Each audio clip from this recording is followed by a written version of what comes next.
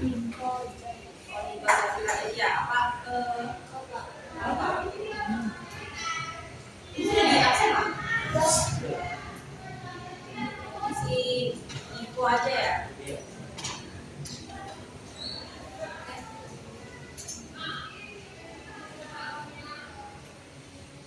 Sebelum masuk materi, masih ingat nggak pembelajaran sebelumnya tentang apa?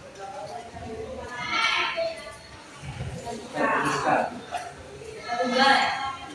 Nah itu hari ini kita juga belajar fisika tapi dengan data kelompok. Jadi ada satu pautnya masih. Nah, untuk ukuran pemusatan data tunggal itu ada 3 apa aja masih ada yang ingat? Mencari apa aja dalam data itu maksudnya median sama modus. Kalau median itu apa? Kalau median kalau modus tinggi ya. Kalau modus nilai tertinggi atau nilai yang sering muncul. Nah itu ada kesamaan dengan data kelompok ini. Data kelompok kita juga mencari ketiga hal itu. Ada median, modus. Perbedaannya itu ada yang tahu data tunggal dengan data kelompok perbedaannya apa?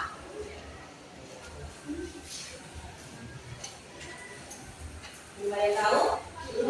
Jadi kalau data tunggal itu kan biasanya bentukannya sampai 1 angka ya.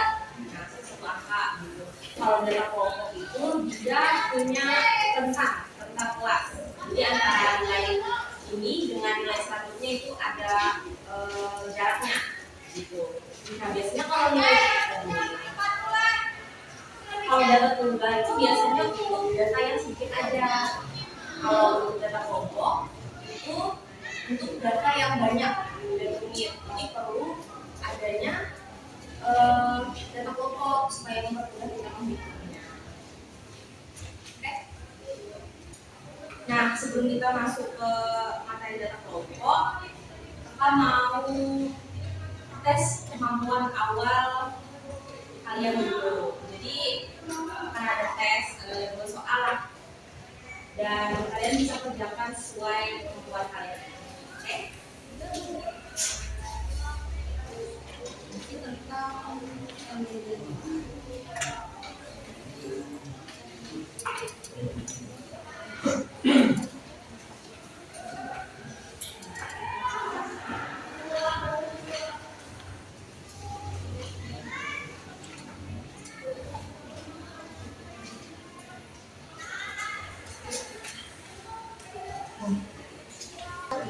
kalian bisa tentukan dulu datanya, dibaca dengan sama.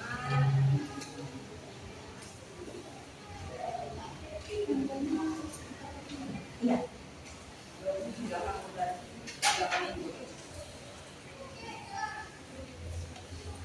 Nah waktu pekerjaannya 20 menit tak cukup. Bisa mulai dikerjakan, tulis nama, kelasnya.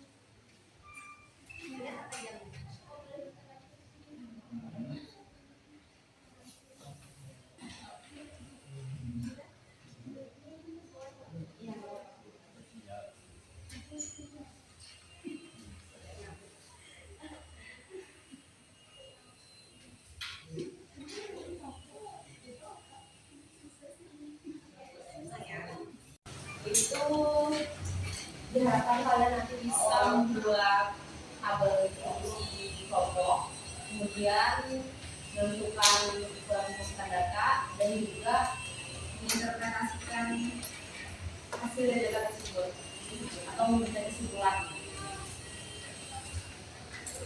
Jadi dari kesimpulan tersebut nanti kalian akan menemukan atau memberikan suatu keputusan manfaat dari pelajaran hari ini. Kira-kira pelajaran hari ini apa aja yang kamu dibahas? Yang pertama itu definisi dan fungsi dari metadata-datanya. Kita perlu memahami dulu apa arti dari metadata.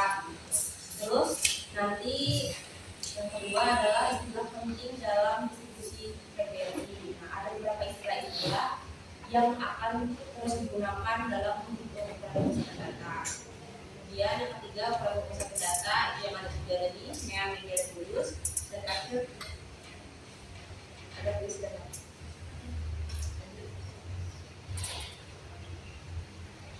Nah, ini contohnya, misalnya di suatu wisata alam di Bali, pengelola sebuah tempat wisata ingin mengetahui sejauh mana wisatawan puas terhadap pelayanan dan fasilitas yang diberikan.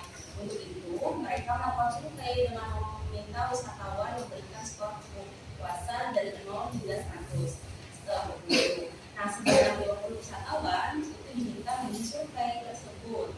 Hasilnya dikelompokkan sebagai berikut.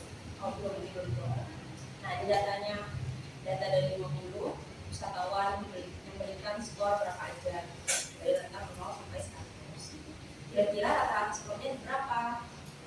Nah, kalau kita tambahkan satu-satu kan banyak tuh, makanya ada penyajian data kelompok biar lebih mudah.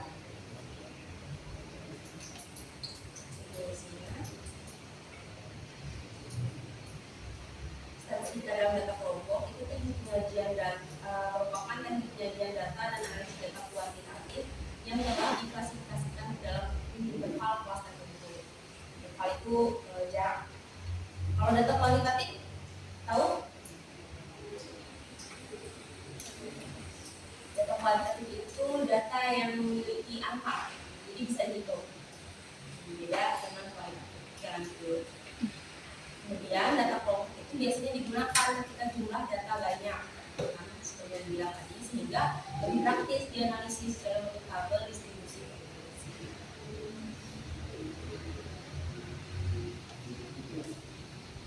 Nah, dalam bidang usaha layanan pariwisata itu biasanya data kelompok sering digunakan untuk menyusun laporan pengunjung, kepuasan pelanggan atau laman menginap wisatawan. Ini nanti akan berguna dengan manfaat untuk kita. Selain video itu juga kehidupan sehari-hari bakal berguna. Jadi masuk istilah pentingnya. Istilah-istilah ini ada 7. Yang pertama itu kelas. Kelas itu interval nilainya atau jarak antara nilai 1 dengan nilai selanjutnya. Terus ada batas kelas. Batas kelas itu ada nilai minimum dengan maksimum. Terus ada tepi kelas. Tepi kelas ini merupakan batas kelas tapi yang tepi kelas itu merupakan batas kelas juga tapi yang lebih akurat gitu. Makanya dia nanti batas atas dan batas bawahnya akan ditambah atau dikurang dengan 0,5. Panjang kelas itu selisih dari batas atas dengan batas bawahnya. Kemudian nilai tengah itu adalah nilai tengah dari suatu kelasnya. Jadi biar lebih mudah langsung. Nah, ada juga istilah jangkauan. Jangkauan itu selisih tepi atas dan tepi bawah. Terakhir itu batas kelas dan interval. Nah, dua ini biasanya akan digunakan atau merupakan langkah pertama dalam membuat tabel. Jadi sebelum membuat tabel dari data yang banyak tadi, itu kalian harus menentukan jangkauannya, kemudian banyak kelasnya atau K biasanya disingkat ada lagi, dan juga panjang kelas. Menentukan tiga itu baru bisa membuat tabel. Saya mampus. Nah, misalnya ini ada contoh, ini sudah dikelompokkan. Kita mau menentukan kelas seorang manajer hotel ingin mengetahui lama menginap wisatawan dalam 1 bulan. Data dari rumah tamu dicatat tahun kelima sebagai berikut. Ini sudah dikelompokkan. Kita ambil contoh dulu yang dari kelas. Nah, ini namanya kelas-kelas, baris-baris ini. Jadi dari atas sampai bawah berapa kelas? 5. Nah, ini semua disebut dengan kelas interval. Kita di pengertiannya. Jadi ini masing-masing kelas. Kalau Bapak tanya kelas keempat, itu rentangnya berapa? Rentangnya 7 sampai ya gitu. Jadi kalau misalnya ditanya kelas keempat rentangnya berapa? 7 sampai 8. Nah ini juga. Paham sampai sini kelas keempat?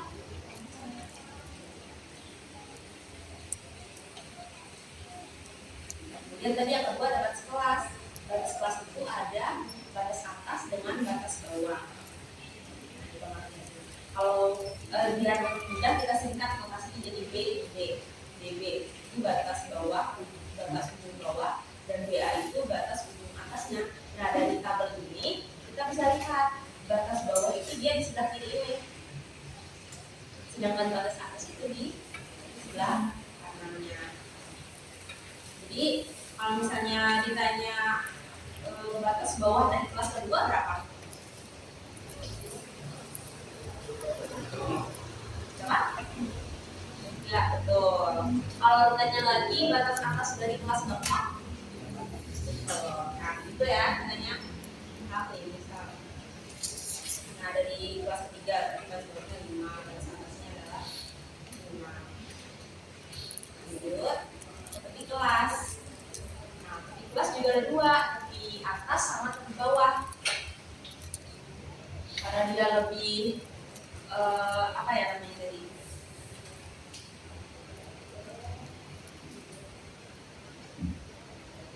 Lebih detail gitu lah bahasanya. Itu dia harus dikurangkan atau ditambahkan dengan 0,5. Misalnya, nah batas bawah kelas kedua ini kan 3. Itu untuk menghitung tepinya itu kita kurangkan dengan 0,5. Jadi hasilnya 0,5. Kalau tepi atasnya berarti tepi atasnya di kelas ketiga berapa? Nah lihat di sini kalau tepi atas di berarti 4 tambahan 0,5. Nah betul 4,5. Ya kalian. Ini ya ingat ya perbedaannya, kalau batas bawah itu dikurang, kalau batas atas itu ditambah. Kenapa sih harus ditambah 0,5 atau dikurang 0,5? Itu supaya jarak antara kelas ini dengan kelas selanjutnya itu nggak terputus, jadi terus berkelanjutan gitu. Udah sampai sini paham? Oke.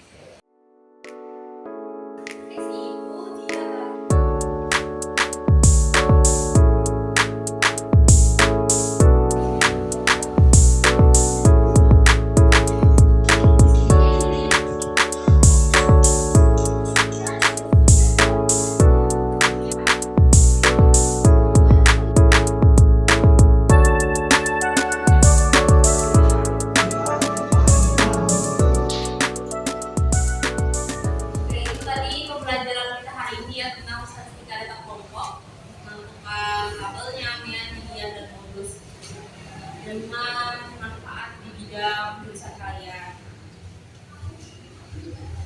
Jadi semoga pembelajaran hari ini bisa diterima dengan baik ya. Bermanfaat untuk kita nantinya. Jika ada salah, mohon maaf.